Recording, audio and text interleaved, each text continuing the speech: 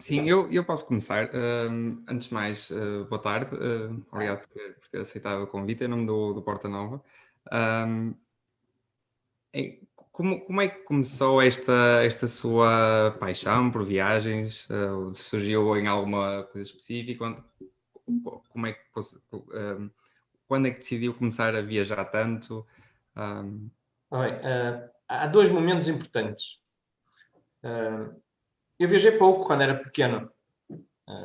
Como toda a gente em Portugal, viajávamos pouco. A primeira vez que andei de avião tinha 23 anos, ou assim. Mas houve dois momentos que me fizeram realmente começar a viajar. O primeiro foi quando fui à Índia.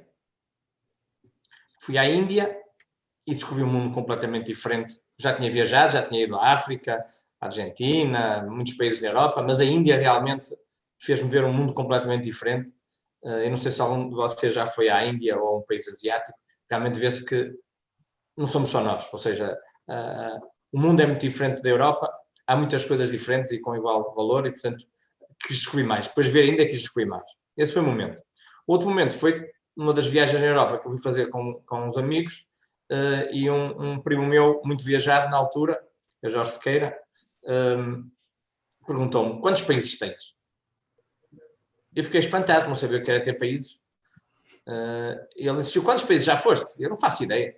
E comecei a contar, tinha ido a 20 e tal países, ou 30, e ele, já fui a 60, tenho mais que tu. Então eu decidi ter mais do que ele. E, portanto, estas duas coisas foram os momentos que eu me lembro que realmente me fizeram começar a viajar.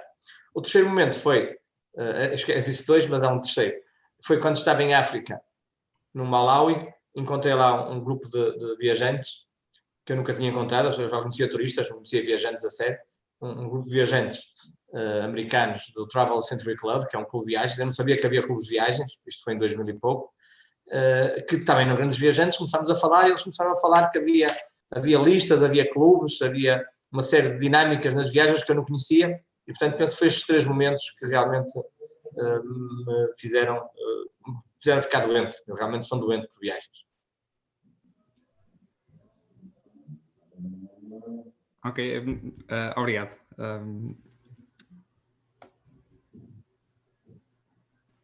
Então, agora que já visitou, não é, todos os países do mundo, qual é a sua próxima meta? Ora bem, portanto, visitar todos os países do mundo realmente foi uma meta importante, que eu acabei em 2011, mas na realidade foi o começo, não foi o fim. Eu na altura, quando acabei, e acabei em Israel, foi o último país, pensei, pronto, está feita uma etapa da minha vida agora, mas não, foi o começo. Porque realmente visitar um país não é ir lá uma semana ou duas, depende do país. Portanto, o que é visitar a China? Ir a Pequim? A China tem 50 estados. E, portanto, e por isso há novos objetivos depois de ter visitado os países todos do mundo. Isto é mais ou menos o que todos os viajantes fazem. Depois de visitar os países todos do mundo, começa-se a querer visitar territórios que não são países, mas são autónomos. Por exemplo, Gibraltar, ou a Ilha de Man, ou as Falklands. Portanto, há uma série de regiões que não são verdadeiramente países, porque não fazem parte da ONU, mas que são autónomos e, portanto, faz parte das nossas listas para nós viajarmos, para conhecer o mundo todo. Isto é para conhecer o mundo todo de uma forma sistemática. E, portanto, esse é um objetivo que eu estou a conseguir. Faltam duas regiões e, portanto, não é o meu objetivo seguinte, eu vou já dizer qual é, mas é um dos objetivos. Depois há clubes de viagens que, para se conhecer melhor o mundo, dividem o mundo em várias regiões. Por exemplo, ir aos Estados Unidos não é ir a Nova Iorque. Agora, se for aos Estados todos, os Estados Unidos, isso já é um objetivo, é conhecer os Estados todos. E, portanto, há um clube que dividiu o mundo em 1301 regiões.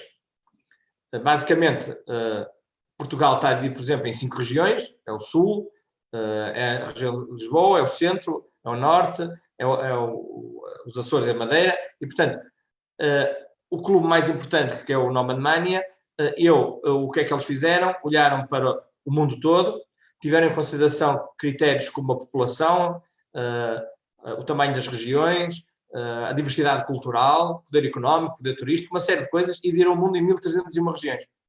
E, portanto, esse clube é um clube, portanto, que existe há 10 anos ou 15 anos, e é muito interessante porque tem um site onde se pode, portanto, ver o mundo dividido nestas regiões e não nos países, e se pode ir marcando os sítios a que se foi, e portanto esse é o meu grande objetivo, é realmente visitar.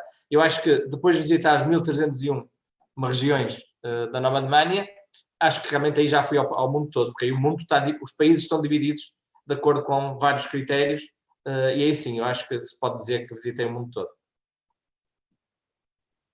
O professor disse em 2001, numa entrevista ao público, que gostava de escrever um livro. Ainda tem esse objetivo? Tenho, já tenho Está um nome. para breve? É verdade. Tenho um nome. O livro chama-se Só Sabe Quem Lá Vai. O meu objetivo é contar coisas que normalmente não se sabe dos países, mas quando se vai lá sabe-se. Ainda não escrevi uma página, não tive tempo.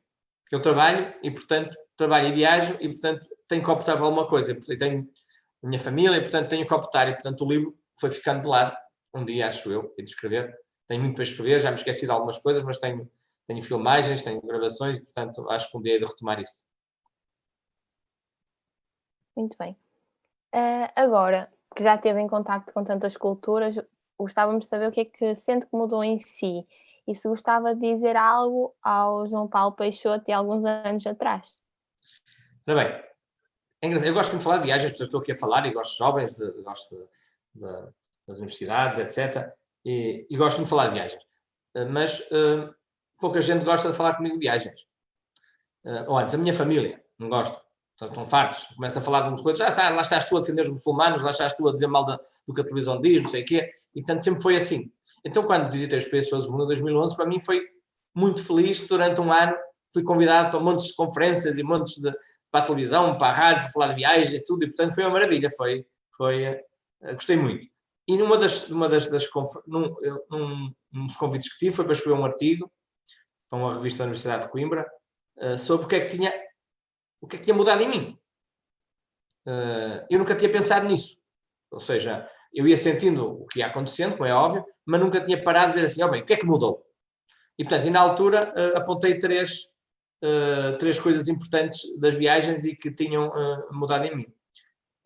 E, portanto, eu acho que se mantém. A primeira foi perceber que somos todos iguais. Ou seja, somos todos iguais no sentido de que as diferenças culturais que nós temos com outros povos, e quando eu digo diferenças culturais não é entre nós e os espanhóis, ou entre nós e os holandeses, ou entre nós e os americanos, entre nós e os japoneses, por exemplo, uma religião completamente diferente, uma civilização diferente, entre nós e os indianos, entre nós e alguns povos chineses, entre nós e os tailandeses. Portanto, estou a falar de mesmo civilizações diferentes, porque quem vai à Holanda, ou à Espanha, ou aos Estados Unidos, ou à Argentina, não sente nenhuma diferença. Sente que é diferente, pronto, as ruas são diferentes, as pessoas falam uma língua diferente, mas é a mesma coisa. Agora, quando se vai a alguns países africanos e asiáticos, nós sentimos que há diferença. Mas essas diferenças são pequeninas, porque realmente somos todos iguais. E quando se vê uma civilização, por exemplo, que normalmente é maltratada nos jornais, que é muçulmana, e vemos que as pessoas pensam mal dos muçulmanos, as ideias que têm de muçulmanos, não sei qual é a vossa ideia, mas é que só querem guerra, que isto, que aquilo, é totalmente falso. Quando se vê, como eu vi, as famílias muçulmanas, por exemplo, que são muito mais unidas que as nossas, eles vivem todos juntos, e se vê as crianças indianas a brincar com os pais na praia, etc., nós percebemos que realmente nós somos iguais. E, portanto, somos um povo humano e devíamos estar mais unidos que o que somos. E, portanto, eu deixei de acreditar nas notícias dos jornais quando se fala de muçulmanos ou da Coreia do Norte.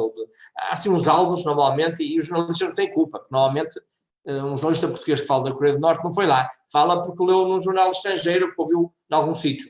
E, portanto, propaga-se coisas completamente erradas sobre povos que não se conhece.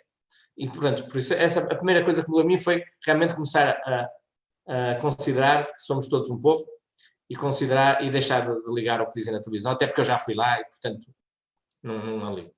A segunda coisa foi a religião. Eu sou de Braga, e Braga, não sei se conhecem, mas é uma cidade muito religiosa, então no meu tempo ainda mais. Eu ajudava à missa, e, portanto, andava tudo à volta de religião em Braga, e eu acreditava, não é? Pronto, rezava o terço, essas coisas todas, e cheguei aos 18 anos e racionalmente deixei de acreditar, e deixei de ir à missa e disse à minha mãe que não acreditava, e deixei de acreditar. Pronto, não tem sentido nenhum. Deus, porque é que eu, se nasci aqui, estou bem, e alguém que nasceu na Arábia Saudita vai para o inferno porque não conheceu o nosso Deus. E, portanto, eu não acreditava. E depois comecei a viajar. E a viajar comecei a conhecer outras religiões. A muçulmana, que eu gosto muito, e outras. E, no fundo, cheguei à conclusão que são todas iguais.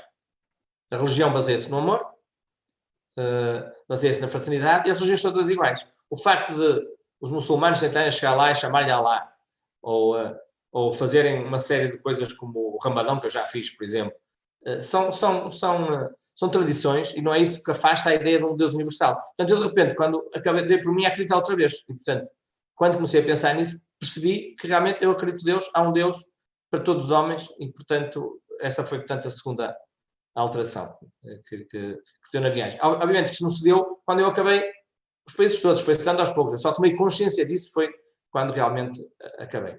A terceira foi a importância de Portugal no mundo. É incrível o que nós fizemos. Depois dos ingleses, nós somos certamente o povo mais importante do mundo. A influência que nós temos em muitos sítios, e não é só em África, é incrível. E as pessoas lembram-se de nós.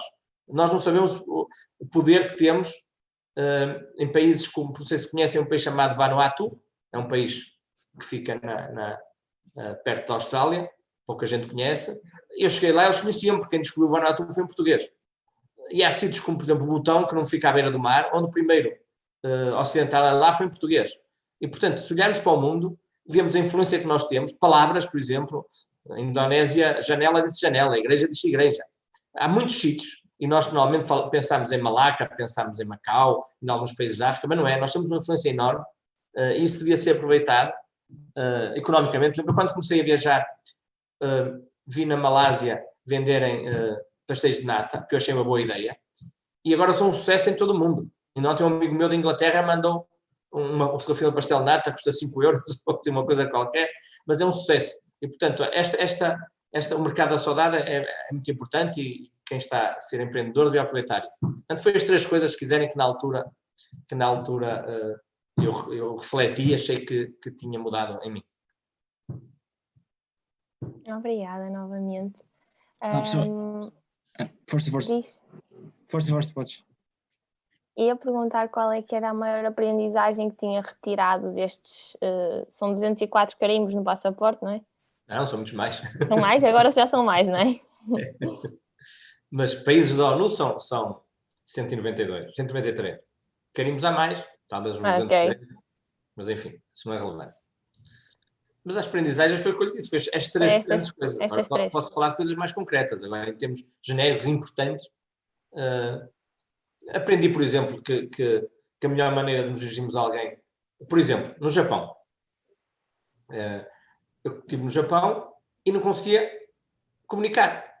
Eu chegava a ver um polícia, por exemplo, e perguntava onde é que fica a rua não sei o que em inglês. E ele dizia que não sabia e não me respondia.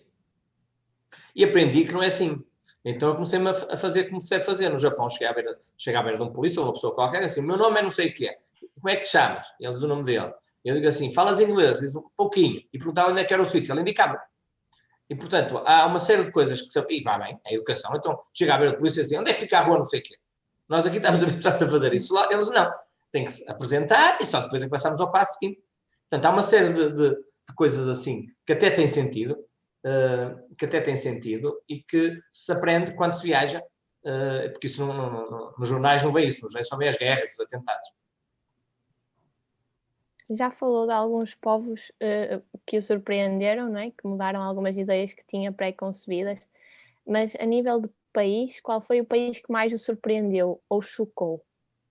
Ora bem, surpreender foi o Irão, que foi o primeiro país muçulmano, completamente muçulmano que eu fui. Eu acho que já tinha ido ao Dubai, aos Emirados Árabes antes disso, mas não senti nada. Agora, o Irão, reparem, esta ideia que eu tenho de gostar dos muçulmanos e de achar que a televisão não retrata bem os povos, não surgiu de repente, foi de ter viajado. Portanto, quando fui ao Irão, ainda estava retraído e, portanto, fui ao Irão, porque tinha que ir, ainda por cima é um país onde tem álcool, que é uma chatice, e, portanto, a minha namorada na altura tinha que tapar o cabelo, e, portanto, era uma chatice. Temos que falar com o embaixador iraniano em França para nos deixarem ir, portanto, foi em 2002 ou assim qualquer coisa, e, portanto, é uma chatice. Ao Irão. Fui ao Irão, indo do Turcomenistão, passei a fronteira a pé. Eu gosto muito de passar as fronteiras a pé, muito melhor do que de avião. E fiquei completamente espantado. Porque realmente, primeiro, é um povo culturalmente muito elevado, muito educado. São de uma gratidão, são de uma hospitalidade que é uma coisa absolutamente incrível. É impossível, por exemplo, eu digo, nós íamos a pé, depois de passar a fronteira à procura de um autocarro, para um carro, e perguntou onde é que nós íamos. E eu disse onde é que era, e eles, é para onde eu vou-me lá. E depois deixou-nos ficar, foi embora, estive a falar lá com o senhor que depois veio ser o nosso guia, e depois ele disse-me que o senhor não ia nada para ali. Foi-nos levar. E, portanto, é impossível no Irão alguém andar na rua, um ocidental, com uma mochila assim, com ar de turista, sem alguém parar e dar boleia. E, claro, convidar para ir para casa almoçar e jantar, fazem muitas vezes. E no Irão aprendi, como é que é de explicar, esta questão da família, por exemplo, de realmente a união que há nas famílias e que é muito igual à nossa, aliás, é superior, mas o amor que há entre eles é uma coisa espantosa. E a questão da honestidade. Eu conto 2 casos disso, e que eu fiquei espantado. Em Teherão, já foi no fim da viagem, Teherão é o pior sítio para ir no Irão. Não é as pessoas, é a poluição, etc. E, portanto, nós estávamos lá num parque, e os parques nos países muçulmanos são fantásticos. O parque, a partir das 4, 5, fica cheio de famílias.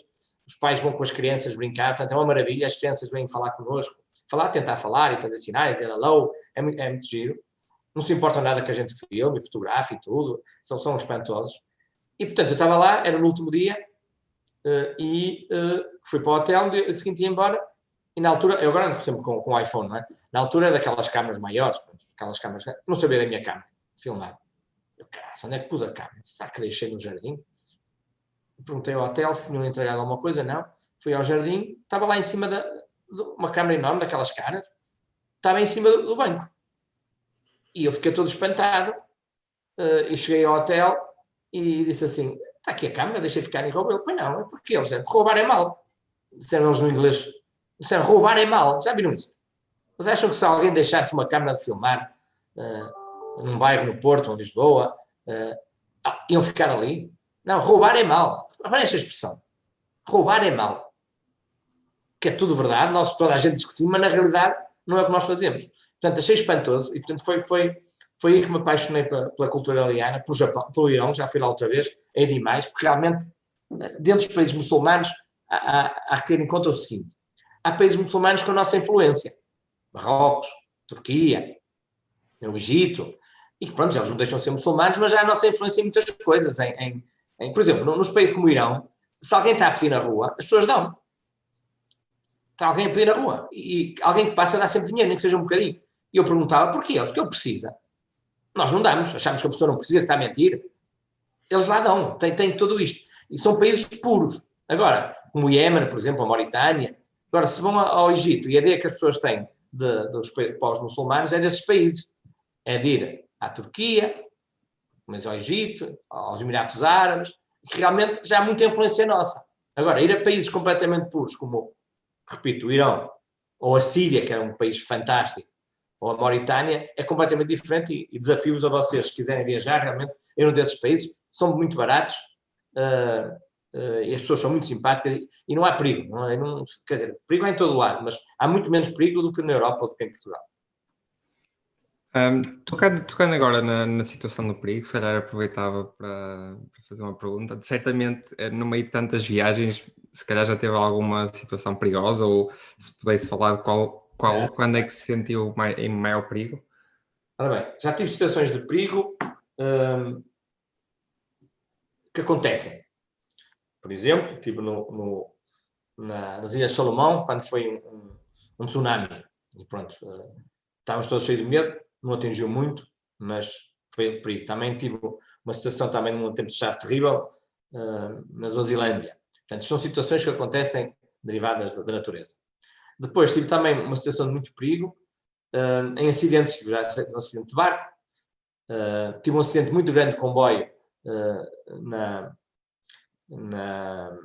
no Zimbábue, O comboio ficou todo desfeito. É impossível, quem vê aquilo parece que... Mas nós não sentimos nada, foi as 3 primeiras carruagens. Tive um acidente muito grande em Marrocos, em que morreram 12 portugueses de autocarro. Deu na televisão e tudo, foi uma coisa. E, portanto, mas são coisas que acontecem. Também podia acontecer aqui. Perigo mesmo. Tive situações de guerra no Iémen, por exemplo. Não tive no meio da guerra, mas tive quando estava a começar a guerra. Mas os maiores perigos é em países africanos com as polícias. Pronto, a polícia, o exército, muitos países são corruptos e, portanto, e querem dinheiro, e quando nós não queremos dar, tratam-nos mal. Já fui preso 3 ou 4 vezes, revistado. Portanto, são situações de mais perigo. É um perigo relativo, nós sabemos que demos 20 euros ou 30 que a coisa fica resolvida, mas é um perigo. Portanto, foi as situações mais perigosas que eu tive. Tive 2 situações perigosas, posso contar, ou 3 se quiserem. O sítio que eu gosto menos, porque fui pior tratado, foi no Congo, onde mandaram despir, e eu depois eles diziam, sei lá o que é que iam fazer, eu dei-lhes 20 euros, pronto, 30 lá consegui resolver. Tive outra situação, esta mais engraçada, um país normal, se quiserem, que é as Ilhas Seychelles, é um país que, em princípio, ninguém pensa que há problema. Foi na altura do Campeonato do Mundo da África do Sul. Eu vou sempre aos campeonatos do mundo, eu aproveito para viajar e conhecer as regiões à volta. E então, Portugal foi eliminado, foi uma chatice. Eu, quando vou ao Campeonato do Mundo, o meu agente de viagens fica maluco, porque eu tenho que ter sempre 14 ou 15 possibilidades, que é assim, ou Portugal passa ou não passa. Ou passa em primeiro ou passa em segundo.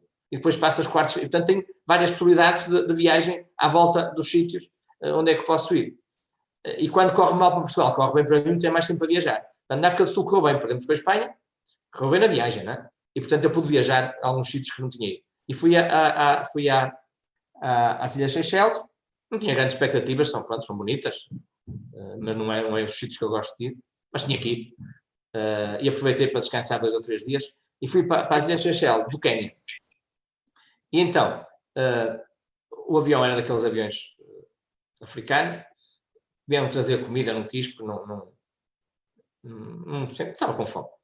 A minha mala grande deixei ficar na África do Sul, portanto andava à volta dos países com mochilazinha. Agora ando sempre de mochila, antes andava de mochila grande, de mala grande, porque trazia sempre muitas coisas dos países.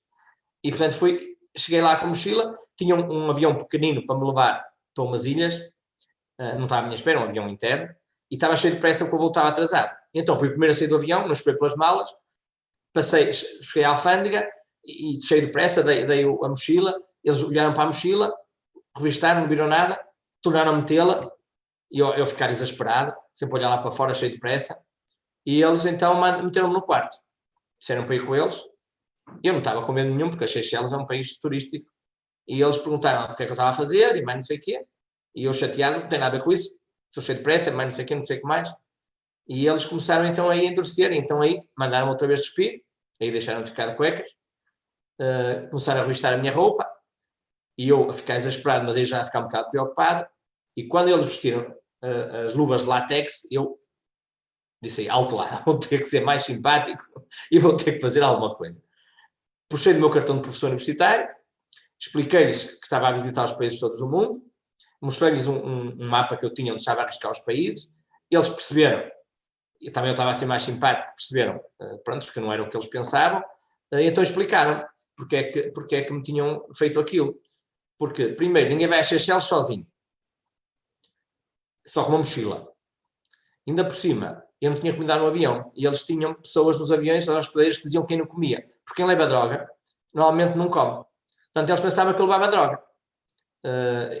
Eu tinha tudo o que alguém que leva droga para as Seychelles faz, que é ir sozinho, sem mochila, cheio de pressa, e não comer no avião. Pronto, depois deixaram-me ir e não correu, mas foi uma experiência que eu não estava à espera, e que realmente assustei-me um bocadinho durante 10 minutos até conseguir engatá-los. Vamos lá ver. Boa tarde. Posso fazer uma pergunta? O professor, quando viaja, o que é que procura na viagem? Conhecer pessoas, conhecer monumentos, gastronomia? O que é que o interessa mais? Muito bem. O tal site clube que eu vos falei, de viagens, tem uma lista que se chama Series, tem várias listas, são mais 50 listas. de sítios, de locais ou experiências que se deve ter nos países. Eu sigo algumas, por exemplo, eu gosto de castelos, gosto de igrejas, gosto de experiências culinárias, gosto dos sites da Unesco. E, portanto, sempre que vou a uma região nova, que não é um país, eu procuro nessa região, gosto de pontes, eu procuro nessa região ver esses locais que fazem parte dessas séries, porque normalmente estão bem indicados. E, portanto, e dentro disso inclui sempre a experiência culinária. Eu quando visitava, antes de acabar os países todos do mundo, andava sempre com uma mala grande, porque trazia sempre coisas dos países. Trazia sempre um livro de receitas culinárias, um disco de música, um CD. Na altura não havia internet, nem streaming, e, portanto, eram CDs. Trazia um CD com música tradicional, trazia as notas e moedas todas do país, e trazia sempre artesanato. Instrumentos musicais, xadrezes, eu gosto de jogar xadrez, faço coleção de xadrez, portanto andava sempre cheio dessas coisas. Quando acabei os países todos, comecei a andar só com uma mochilinha, que é e agora ando sempre com mochila, nem que ande 2 meses de viagem, é sempre uma mochila, nunca ando com a mala. Mas, portanto, agora além como já tenho os livros culinários, gosto de experimentar. E, portanto, as experiências culinárias é uma das coisas que eu vejo sempre. Outra das coisas que me marca sempre é, portanto, o património da Unesco. Portanto, estou a tentar fazer todos, são 1200 e tal, tenho 800, e, portanto, é uma das minhas listas mais importantes, portanto, fazer os patrimónios todos da Unesco. Como é que se chama o site que eu precisava dizer, que divide o país? O Nomad Mania. Como? Nomad Mania, tudo seguido. www.nomadmania.com. Obrigado. Professor, desculpa, força. Pedro. Não. Continua. Outra pergunta. Para nós, estudantes, estamos sempre, a maior parte do tempo em Portugal e gostamos de férias. Que sítios é que nos aconselhava? Sim, eu gosto de fazer férias. Já que foi a todo lado. O Irão é o primeiro que eu aconselho. O Irão, fazer. Repare, o Irão é um país para conhecer. Não se esqueçam que não tem vinho nem cerveja. Mas tem xixa, que é uma coisa muito interessante também para fumar. Mas não é um país para ir para as discotecas, nem para as festas. É um país para conhecer pessoas. Obviamente que eles se divertem, mas é uma maneira de divertir diferente. E, portanto, o primeiro país que eu aconselhava, quem quer sair da Europa e conhecer o mundo, é o Irão. Sobretudo pelo contraste entre aquilo que se diz do país e aquilo que é. Depois, aconselho também a Indonésia, que é o meu país preferido. A Indonésia é um país fantástico, fabuloso, muitos sítios a ver com Portugal, pessoas do mais simpático que há, do mais afável, e tem vantagens para o Irão porque realmente tem alguma influência nossa, é menos restritivo em termos de regras muçulmanas, mas em alguns sítios, porque a Indonésia é muito grande, tem muitos sítios. Em termos naturais é muito mais bonito que o Irão, tem aquelas ilhas, e portanto é o segundo país que eu aconselho. Aconselho a Índia também, porque a Índia realmente é o país dos contrastes. Eu fiquei um bocado desiludido agora quando fui a segunda vez à Índia, porque realmente agora ficou mais desenvolvido, mas ainda continua a ter tudo. A Índia tem tudo. A Índia é um país enorme, é mais pequeno que a China, mas tem tudo. Em termos de religiões, que são várias, em termos de harmonia. Como eu disse, foi o país que me fez começar a viajar. Portanto, aconselhava esses 3 países. Se quiserem um país mais perto e mais rápido, vá a Mauritânia. Fica aqui ao lado, é a segunda capital mais perto de Lisboa. É no Alcachote, que é a capital da Mauritânia. É no instante, se fomos lá, 3 horas, 4. Há voos diretos, acho que foi para Lisboa, ou então vai-se por Casablanca. E realmente entramos num mundo realmente puro. Ou seja, mesmo um mundo muçulmano, é mesmo o deserto, e portanto é aqui perto, é no instante que se vai lá, não há fusos horários, portanto seria também isso que eu aconselhava. Obrigado. Penso que temos uma pergunta no chat da Angélica, que ela pergunta qual é o local ou região em que sentiu que o povo local manifestou um carinho especial para com os portugueses. A Indonésia, nas partes que há, na Indonésia, há partes de influências nossas, em que nós chegamos lá e o motorista chama Sebastião, e só se vê igrejas, etc. A Ilha das Flores. Pronto, a Indonésia é o carinho. Depois, há alguns sítios da África que também... os brasileiros são muito carinhosos connosco, sobretudo no interior. Pode-se dizer o que quiser, mas gostam... É totalmente diferente. Eu viajo com viajantes de outros países, no Brasil, e realmente eles connosco tratam-nos de outra maneira e, portanto, são muito carinhosos. Mas na Ásia onde se sente mais. E, portanto, eu diria se calhar a Indonésia, a Malásia também.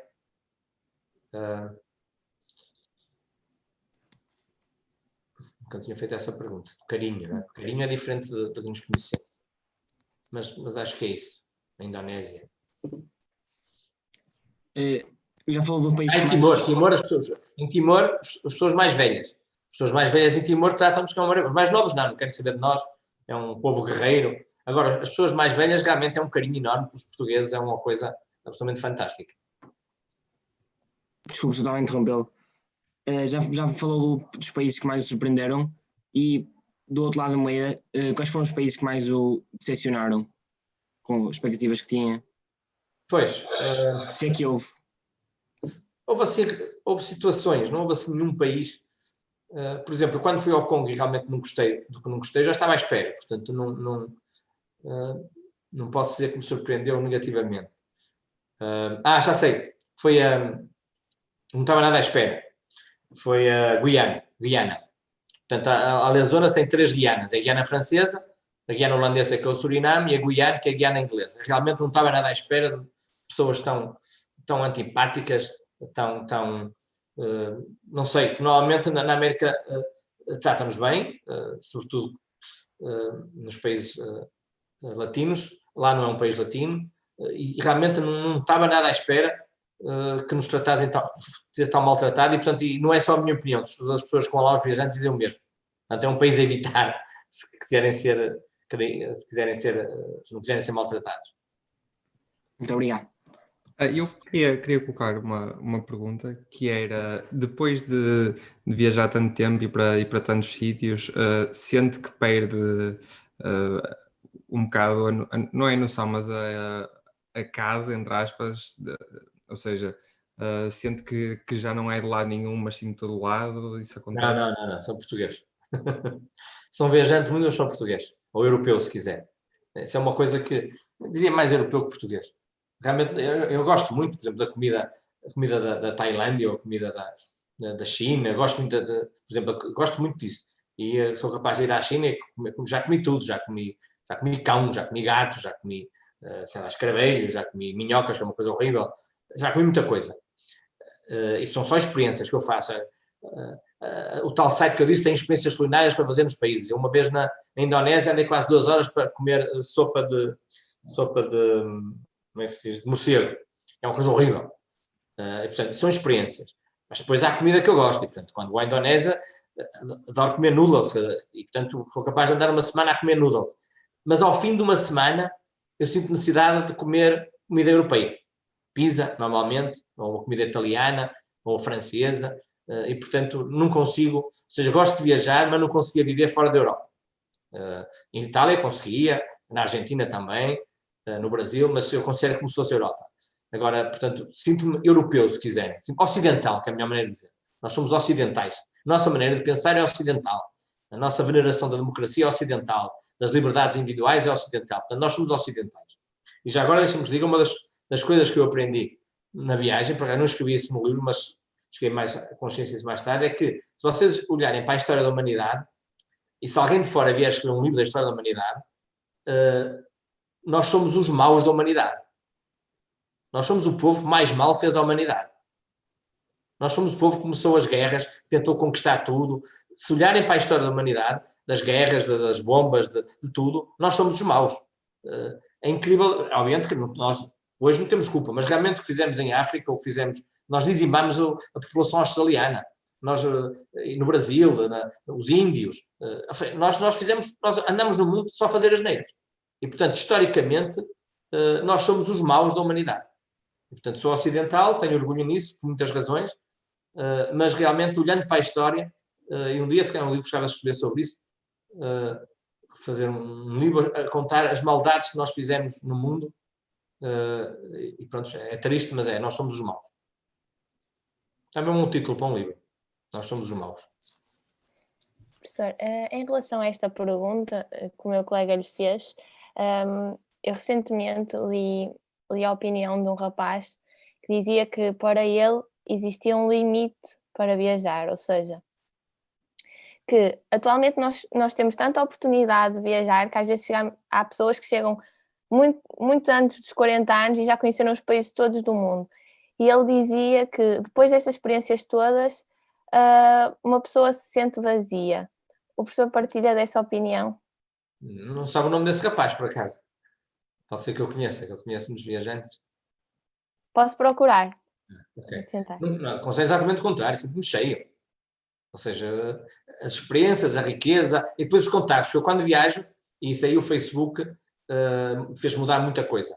Porque a partir de certa altura, quando apareceu as redes sociais, eu ficava sempre com os contactos das pessoas de lá. Mas é um cartãozinho que a gente perdia. A partir do momento que a gente passou a ter Facebook, os contactos todos que eu tenho mantêm-se. E, portanto, hoje em dia, se for à minha página, vê lá pessoas sei lá, de todos os países do mundo, de Vietnã, e, portanto, mantenho contacto. Por exemplo, eu no Iraque, a primeira vez que fui ao Iraque, tive um guia no Iraque, Kurdistão, pronto, que eu gostei muito, fiquei amigo dele, até tirei fotografias engraçadas com as pistolas dele e mais não sei o quê, e pô-lo no Facebook. E a gente continua a conversar. E fui agora outra vez ao Iraque, há 3 anos, e foi como se reencontrasse um velho amigo. Foi uma alegria, fui à casa dele, foi uma maravilha. E, portanto, sinto-me rico. Não me sinto nada. Farto-me de ir a casamentos, nesses períodos, adoro ir a casamentos. Acho que casamentos e festas religiosas e outros acontecimentos assim que há, que realmente é muito bonito. E, portanto, não percebo como é que ele se sente vazio. Gostava de falar sobre ele. Não sei que sítios é que ele foi, nem que experiências teve, mas eu acho que é exatamente o contrário. Acho que ele o que falava era no sentido de que sentia que não havia mais para descobrir. Que já tinha visto tudo. Acho muito engraçado. Eu estou a dizer que eu acho que quando for às 1300 regiões, faltam-me 200, vou sentir que visitei países todo o mundo, mas não acho assim. Eu acho que quando for, depois ainda vou querer outros sítios, porque dentro das regiões ainda há outros sítios que não fui, e portanto eu acho exatamente o contrário. Ou seja, é exatamente o contrário. Quanto mais viaja, mais quer viajar. Quanto mais conhece, mais quer conhecer. Ou seja, é como dizia o Sócrates, só sei que nada sei. Ou seja, quanto mais sítios conhece, mais pessoas, mais experiências, mais consciência nós temos que temos muito para conhecer. Portanto, não concordo nada com o que ele disse. Também depende do contexto, meu. Claro. Ainda sobre esta pergunta, como falou que se sente muito ocidental, muito português. Se não pudesse viver em Portugal, em que país ia escolher viver? Ora bem, tinha que ser um país ocidental, como eu digo. Acho que eu não conseguia viver num país não ocidental. E, portanto, acho que escolhi ou o Brasil ou a Itália. Se calhar o Brasil porque é maior, mas a Itália também, porque eu adoro ir à Itália. Eu sempre vou à Itália e penso assim, cara, eu devia deixar de viajar e vir só aqui. Gosto tanto de ir à Itália, gosto tanto de tudo, das pessoas, da comida, de tudo. Acho que é um país fantástico. Só que, pronto, é um país mais pequeno. O Brasil é maior e também gosto muito do Brasil, porque há muita coisa para descobrir. Gosto muito dos brasileiros. Eu já vi pessoas dizer mal dos brasileiros, pronto, há experiências que se têm, mas seria se calhar esses 2 países que eu escolhi. Alguma região específica? Itália, eu escolhi a Sicília, que é o sítio que eu gosto mais na Europa, é a Sicília. No Brasil, apesar de que dizem, escolhi o Rio de Janeiro, que acho que eu fui ao Rio de Janeiro várias vezes, já pá, 7, 8 vezes, passei lá passagem de ano no Milénio, nunca tive problemas de assaltos, embora sei que haja, tem que ter cuidado, mas acho aquela cidade, acho mesmo maravilhosa, como se diz. Portanto, sempre que vou lá, gosto de estar, e portanto, se calhar é o Rio de Janeiro.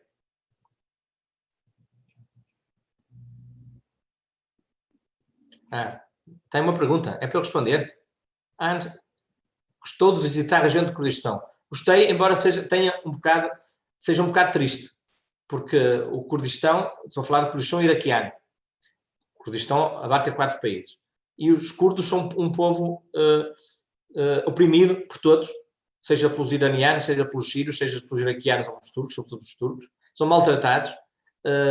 Os Estados Unidos apoiam-nos sempre, já é a segunda vez que apoiam numa guerra e depois os abandonam. E, portanto, eles, estive na região do Yazir, por exemplo, aqueles foram todos raptados, mulheres raptadas e mais não sei o quê, pelo ISIS. Estive em Mossul e eu tenho pena deles, são muito simpáticos, mas tenho pena, mas eles continuam sempre com alegria, com vida, não estão assim a pensar, toda a gente nos trata mal, não, continuam com vida, mas, portanto, é um bocado triste visitar o Kurdistão e ver que realmente que eles, não vejo estrategicamente, não vejo forma de dar a volta e deles continuarem a ser oprimidos, porque realmente não há forma de juntar as 4 regiões e ser um país, e portanto eles realmente aspiram à independência, como os palestinianos, portanto também nos podemos dizer para não aspirarem à independência ou à autonomia.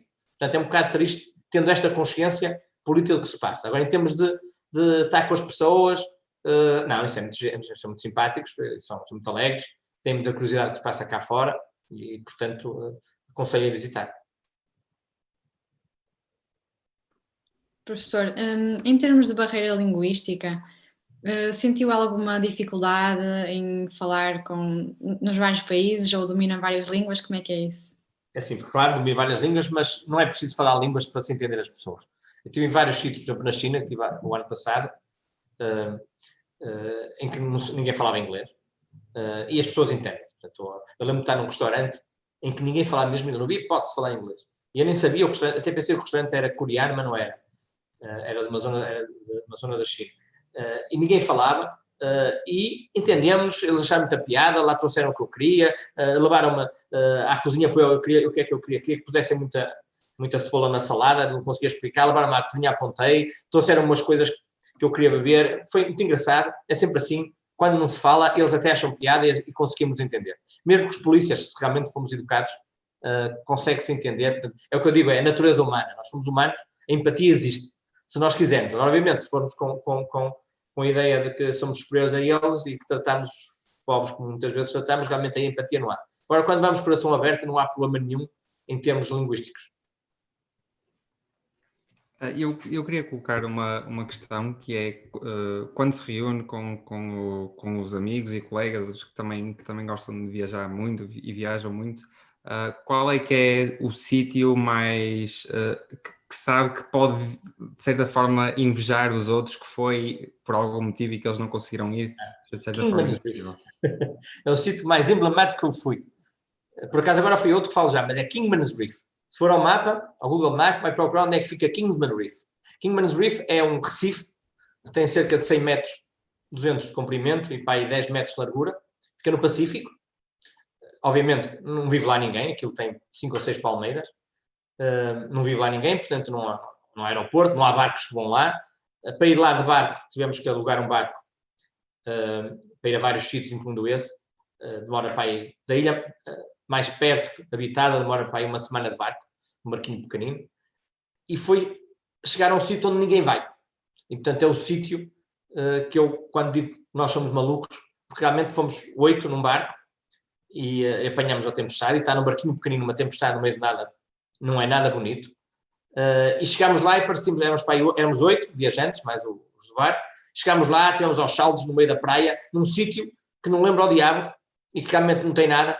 E quando alguém me pergunta o sítio que eu fui de Kingman's Reef, toda a gente fica, ei, pá, quem me dera aí, como é que foste e não sei o quê. Portanto, é um sítio.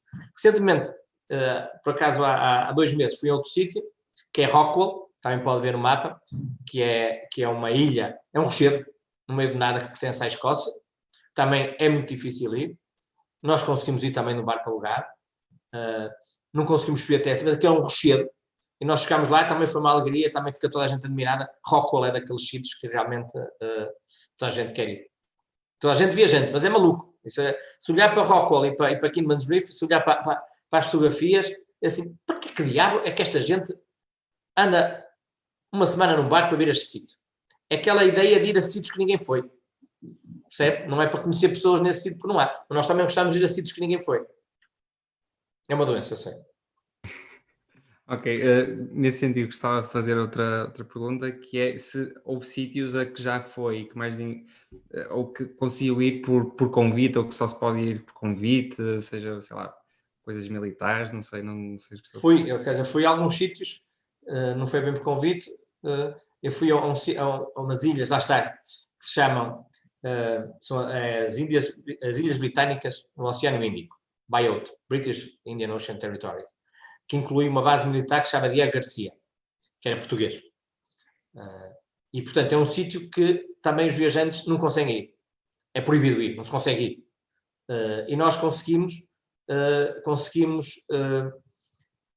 ir num barco que também alugámos, saiu das Seychelles também, e o barco disse que ia para a Indonésia e eles, pela lei marítima, têm que, quando o barco precisa buscar água ou assim, ou por alguma razão, e os militares ingleses deixaram o barco parar lá E, portanto, e nós fomos a um sítio que ninguém vai, que é as Ilhas Britânicas no Oceano Índico. Outro sítio que eu fui também, já foi o ano passado, militar, e que agora aparece muito na televisão, foi Aksai Chin. Se vocês virem as notícias que há entre a guerra entre a China e a Índia, é à volta desse território. Aksai Chin é um território... Primeiro é uma coisa engraçada, que se eu lhes perguntar quem é o terceiro país maior do mundo, sabem responder? O primeiro é a Rússia, o segundo é o Canadá e o terceiro.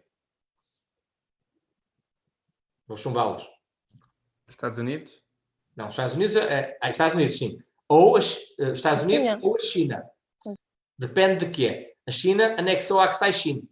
Se a Aksai Chin for chinês, a China é maior que os Estados Unidos. Se não, é os Estados Unidos.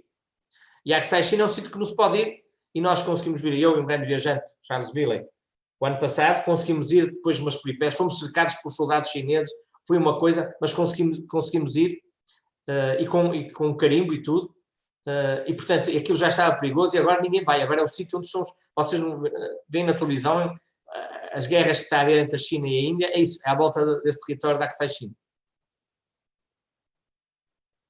E perguntam, por que diabo foi um sítio em guerra?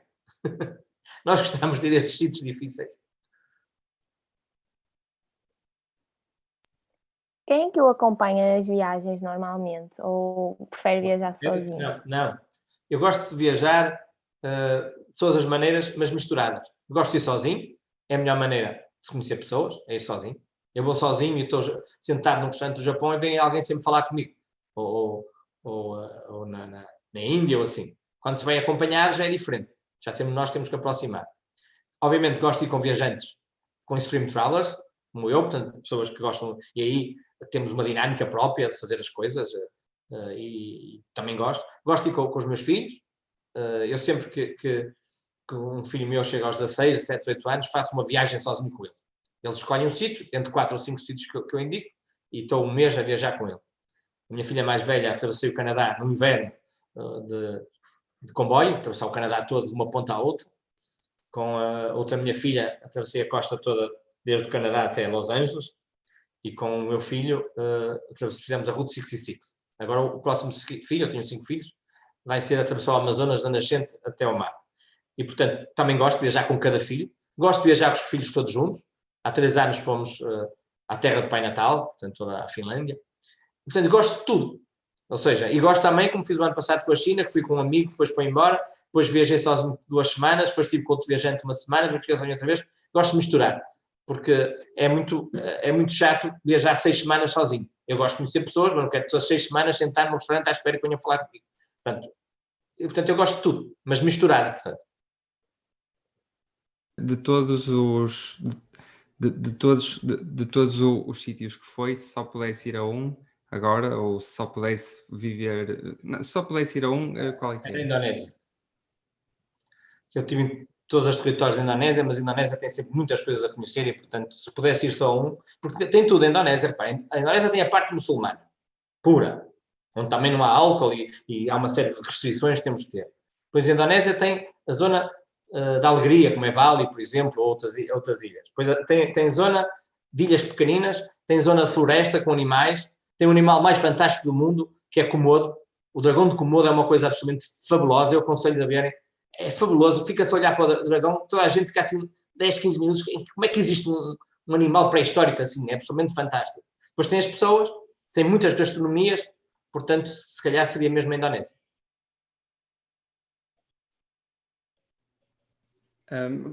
Outra pergunta que gostaria de fazer, não sei se